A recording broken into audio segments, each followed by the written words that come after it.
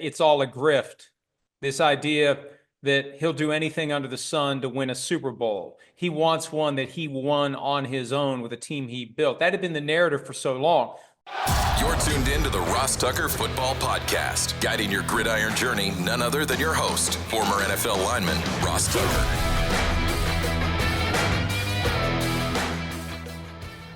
Oh, yeah, it is. But it's not just any Ross Tucker Football Podcast. That's because it is a Wisdom Wednesday, with the wisdom coming from Pro Football Talk's Mike Florio today, one of the sharpest guys in the industry. We are, of course, presented by DraftKings. DraftKings, the crown is yours. I'm Ross Tucker, former NFL offensive lineman, 5 teams, 7 years, long time ago. Bunch of media gigs now, bunch of podcasts. Fantasy Feast today. We are all over prop bets for the Super Bowl and how the Eagles can win this game. Next week, we'll dive into how the Chiefs can win the game. Already had a couple bets that Steve Fezzik placed on the Even Money Betting Podcast. For those of you that are so inclined, hard to believe we're already 2 days away from me having a spread the word winner via social media at Ross Tucker Pod, or someone that takes advantage of any of our sponsors, sponsor confirmation, email winner, or the YouTube shout out, youtube.com/Ross Tucker NFL. But for today, we start with my guy, Mike Florio. He is presented by Labatt Blue Light. Drink Labatt Blue Light with friends, family. Live life to the power of we. Live life, man. Life is short. Have fun. Always enjoy responsibly. Beer. Labatt USA, Buffalo, New York. The Big Show. Love talking with my, I guess, former colleague, Mike Florio. It's kind of crazy when you do 100 studio days a year and you're on a guy's show 100 days a year for like 3 or 4 years. You get friendly. I mean, Mike, there were weeks during football season back in the old Pro Football Talk days where I feel like I talked with you more than I talked to my wife. I would do a college game Saturday, NFL Sunday, Stanford, Connecticut, Monday through Wednesday on your show. It was wild, man. And it started with the show Sports Talk that was even before Sports Talk became Pro Football Talk. And I remember those Mondays, the day after an 18-hour marathon, hanging around the green room, waiting for the show that started, I think, at like 6 o'clock. It was on 6 to 7. Then I'd hustle to the train station and travel until 3 a.m. to get home. That was back before I was flying. So it was a different existence. It was far more grueling and exhausting. I get home now mid to late afternoon on Monday. I used to get home at 3 in the morning on Tuesday. Those were some rough weeks. But yeah, that was 2011. And then it spilled over a couple of years after that when they changed the show over to Pro Football Talk. So I think most of you are probably familiar with him. If you're not, obviously he's got as popular of a website as there is. It's called profootballtalk.com. I would highly encourage you, by the way, if you don't know the backstory or the background, to Google it or read up on it. We've talked about it before on this show, so the loyal listeners know it. I don't say this flippantly. It's like a great American success story. It really is. Anybody that's ever worked hard for anything, any entrepreneurs, anybody that's ever started their own business, and I've got a couple of them, and they're small, and what Mike has built is incredibly impressive, and love getting a chance to chat with him anytime. Mike, there's a bunch of ways. Here's what I love about we haven't talked 1 second about what we're going to talk about. I could ask him anything, he could ask me anything, and we're both would be totally ready for it. I think I want to start with Jerry Jones on a couple different levels. I kind of have a theory here, Mike. Do you think he realized at some point that it's really hard to win the Super Bowl, and that there's a lot of variance, and that he was instead going to win something that he could control more, which is making the most money every year? Because it feels like there's been this transition. They didn't even try to get better this past offseason. They just let guys go. Biotish and Tony Pollard, they didn't replace him with anybody. I guess the question is, Where do you think Jerry Jones is in his journey as an NFL owner? Well, I agree with you. And it was last year that I first started to crystallize my thoughts on the idea that it's all a grift. This idea that he'll do anything under the sun to win a Super Bowl. He wants one that he won on his own with a team he built. That had been the narrative for so long. The way they handled the offseason, they do a very good job of drafting and developing talent, but they screw up when it comes to paying that talent. They've paid the wrong guys like Michael Gallup. They've failed to pay on a timely basis the right guys, and they've painted themselves into corners where when they inevitably give the guy the contract, it's more expensive. It's structured in a way that makes it harder for them the next time around. They did that twice now with Dak Prescott. They painted themselves into a corner when they did his second contract after very cheap rookie deal, franchise tag for a year, tagged him again, then replaced it with a 4-year contract. They painted themselves into a tighter corner last year by waiting and waiting and waiting and thinking that the guy's going to wake up one day and say, okay, I'll take less to stay here. They never do. And it dawned on me as we saw no effort to improve the team that got to the wild card round and got blown off the field by the Packers. This is about being a carnival barker. This is about being interesting. He talked on the witness stand under oath in the Sunday ticket trial last summer about the importance of being interesting. He knows if you're the team that everybody loves or hates, you're going to be interesting. You're going to get massive audiences. You're going to make a ton of money. That's why I thought it was funny yesterday when Stephen Jones used air quotes when he said this drought that people say we're in. Well, you are in a drought. You're in a 30-year drought. You haven't been in the conference championship longer than any team in the NFC, twice as long as the gap for the Bears at 15 years. They're now at 30. But drought all comes down to how you define rain. It's raining money. It has been. They're running the risk, though, with this Brian Schottenheimer hire, that it's going to start to dry up, that people are figuring out the grift, and it's just about the money. It's not about trying to win, because for the second straight offseason, and this one really commences with the Schottenheimer hire following the Mike McCarthy departure, they're really not serious about getting back to where they haven't been since the 1995 season. You know, it's funny. I really thought that they might hire a guy like a Belichick for the exact reason you just mentioned. You know, I was with the Cowboys in 2003 when they hired Parcells, and someone said to me one time, you know what this is about, right? I'm like, what? He said, getting a new stadium. The Cowboys had really, when I was there, we were bad. I mean, our quarterbacks were Quincy Carter and Chad Hutchinson.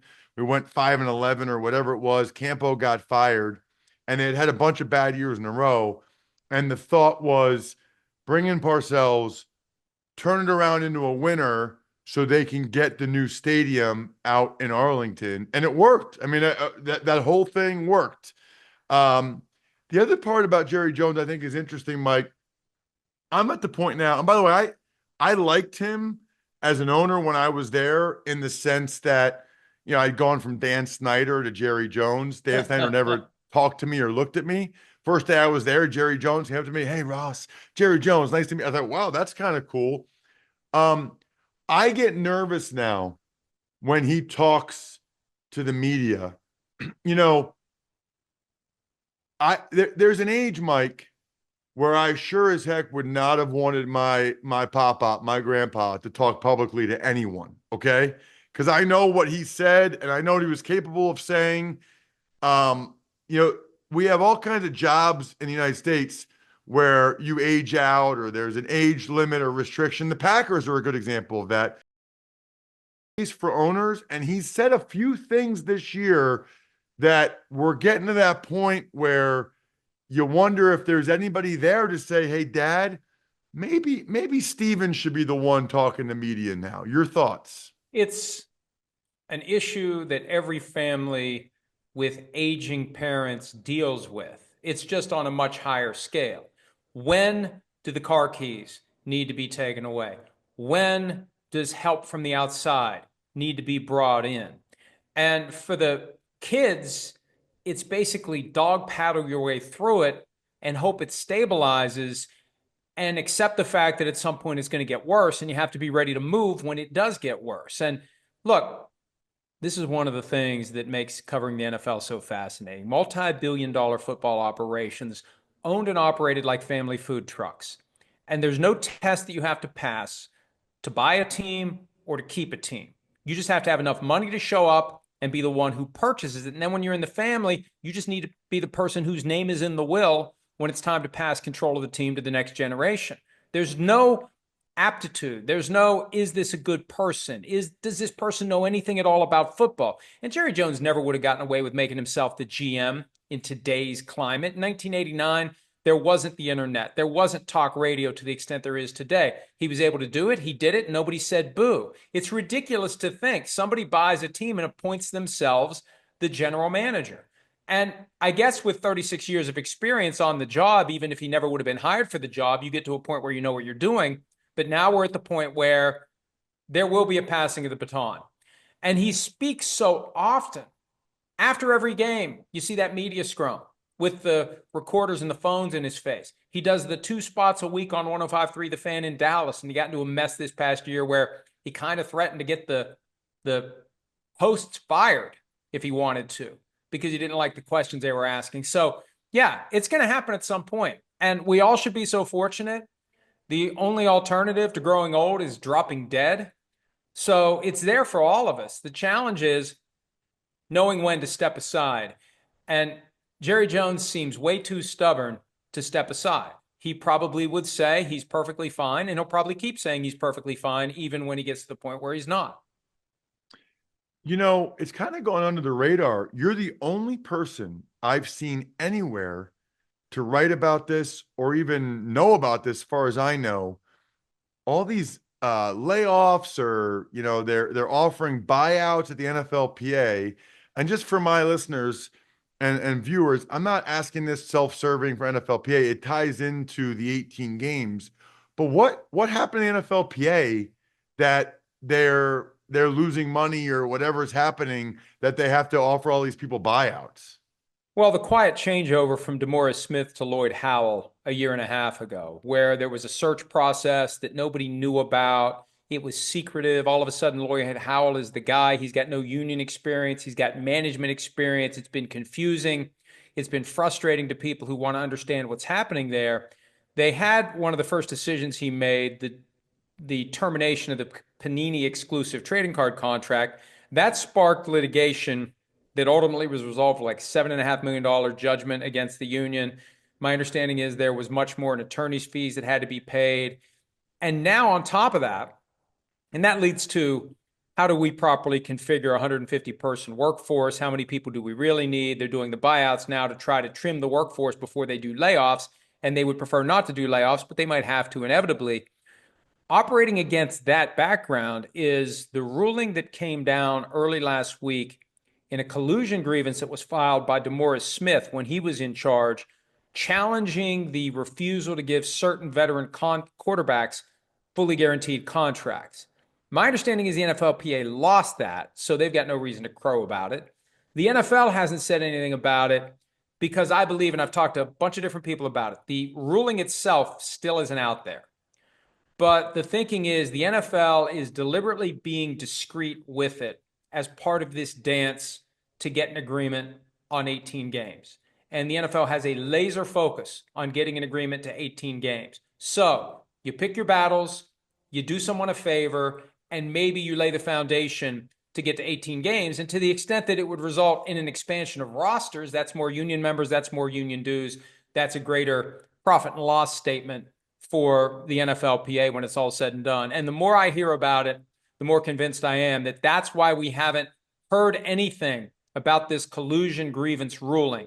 The NFL is doing the union a favor, and it's part of this broader effort to get 18 games, which I think could come, Ross, as soon as the 2027 season. Got it. So it wouldn't be 25, wouldn't be 26. Why is 27 the number? Well, 25 and 26, the Super Bowl dates are set.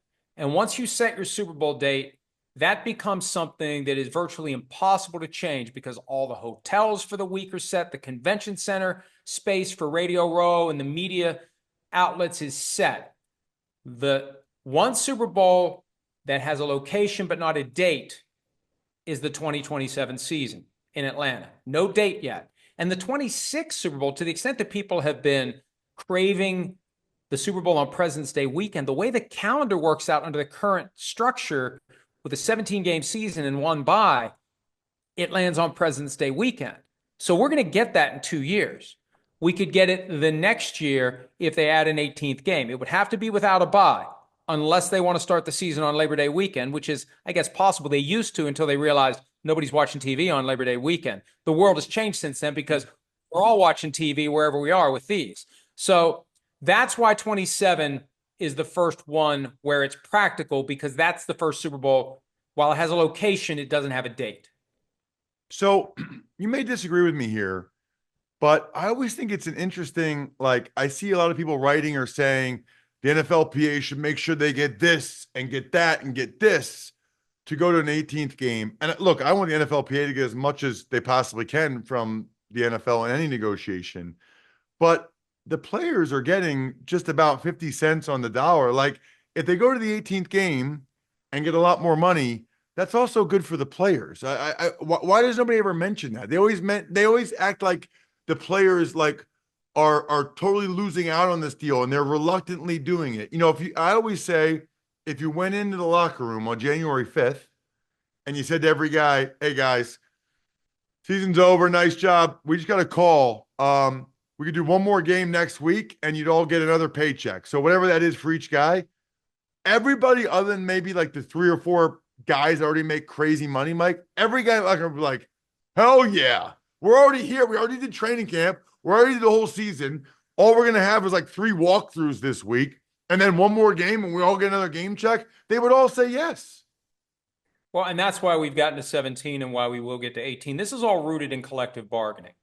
And having a union actually helps the NFL because it allows the NFL to have a draft, to have free agency, to have salary rules. All the things that bind the teams together would be antitrust violations without what's called a multi-employer bargaining unit. So having the union helps. But anytime someone wants to change the status quo, and this is a basic labor management relation, one side wants to change it, the other side, for certain things, has to agree to it. It's called a mandatory subject of bargaining. This would be a mandatory subject of bargaining. You're adding a game to the season. So the union has power in its ability to say no.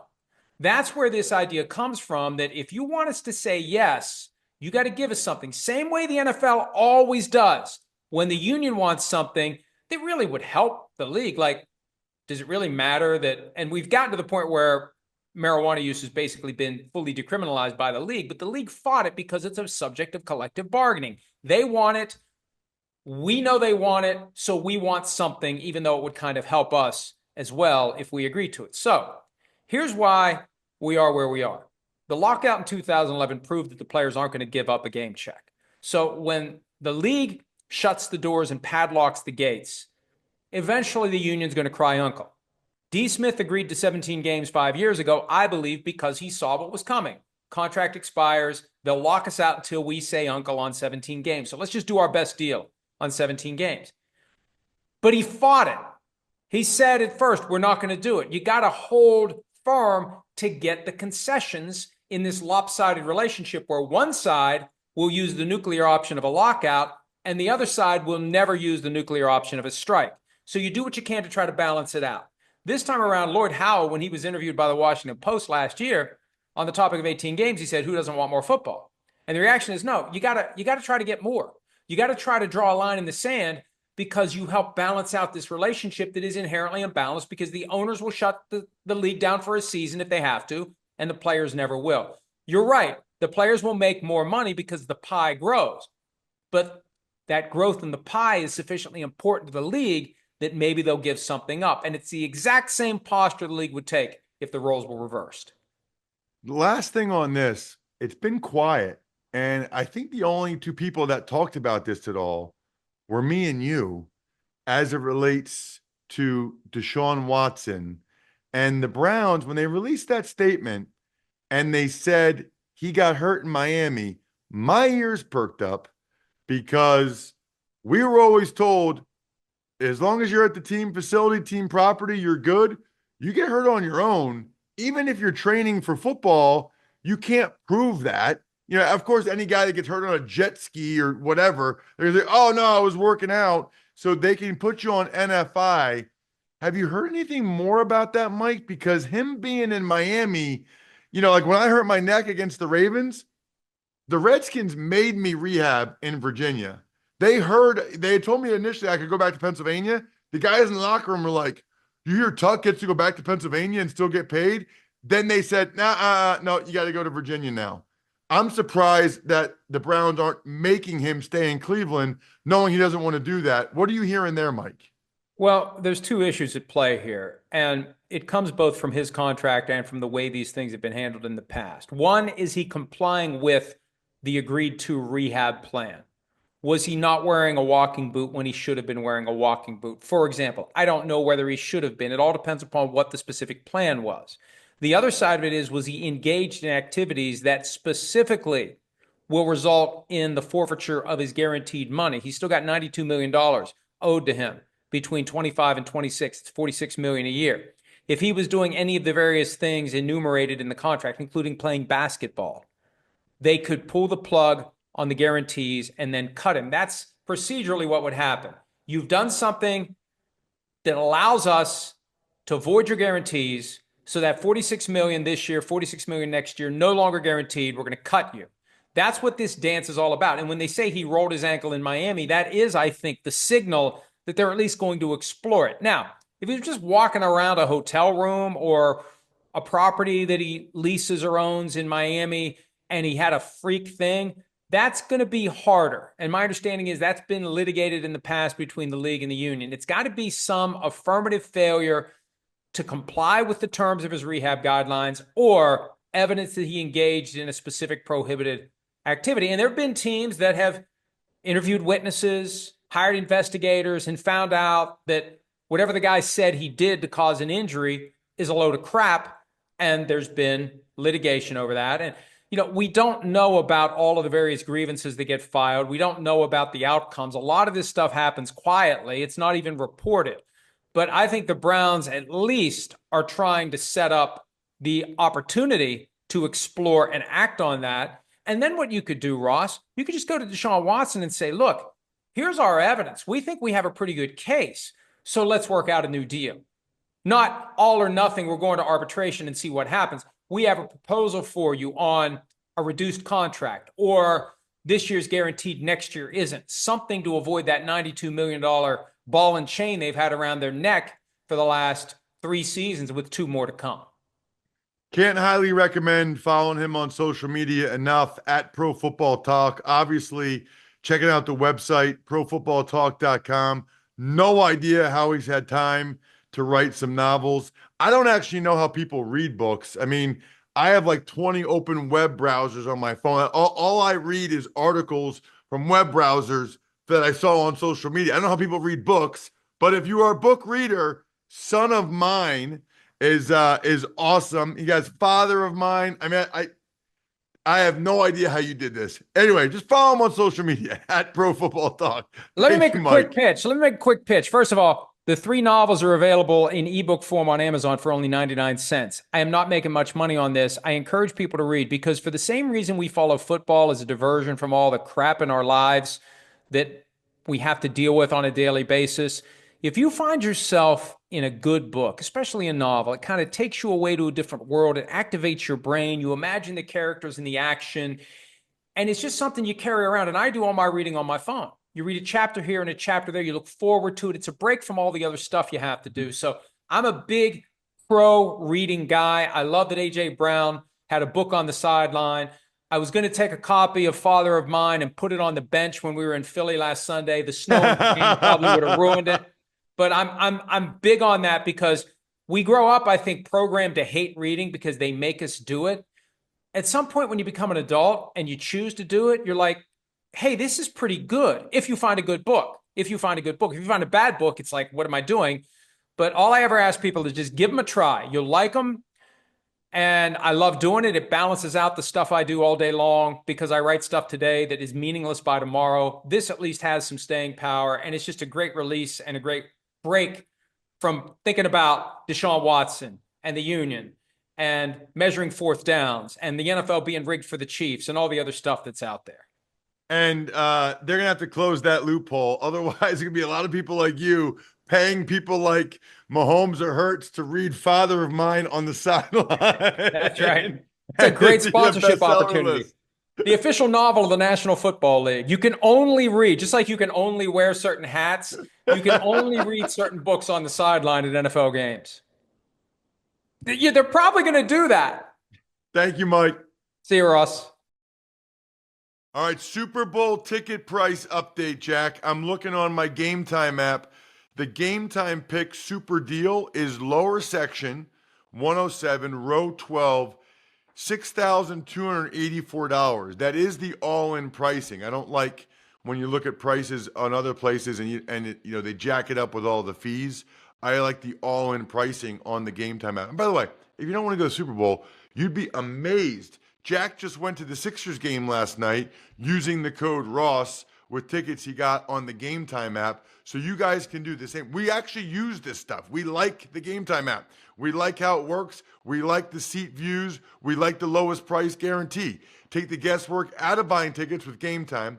Download the GameTime app, create an account, use code Ross for $20 off your first purchase. Terms apply. So again, create an account and redeem code ROSS for $20 off. Download GameTime today. Last minute tickets, lowest price, guaranteed. The only thing better than game day predictions are the foods that come with them.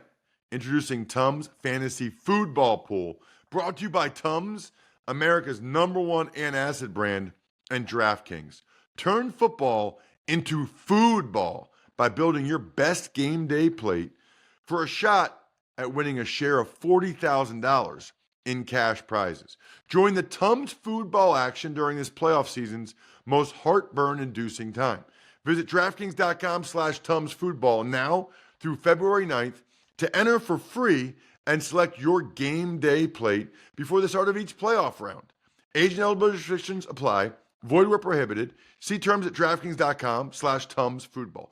Don't let heartburn keep you on the sidelines. Try Tums Chewy Bites with a tasty outer shell and soft center for fast relief of heartburn, acid indigestion, and upset stomach. Check out Tums Gummy Bites, featuring a soft and easy-to-chew format for fast relief of occasional heartburn, acid indigestion, sour stomach, and upset stomach.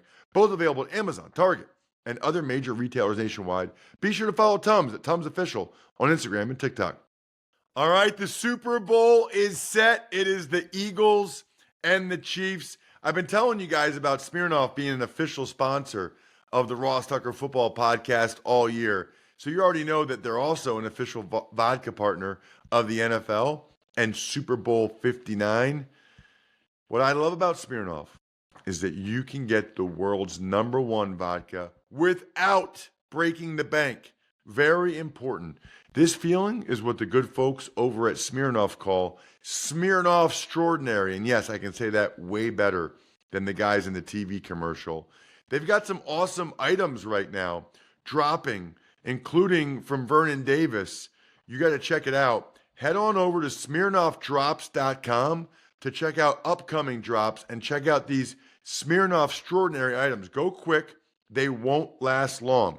Please drink responsibly. Smirnoff number 21 vodka, distilled from grain, 40% alcohol by volume. Smirnoff Company, New York, New York. Pricing at sole discretion of the retailer. May vary by state. Please not share with anyone under legal drinking age.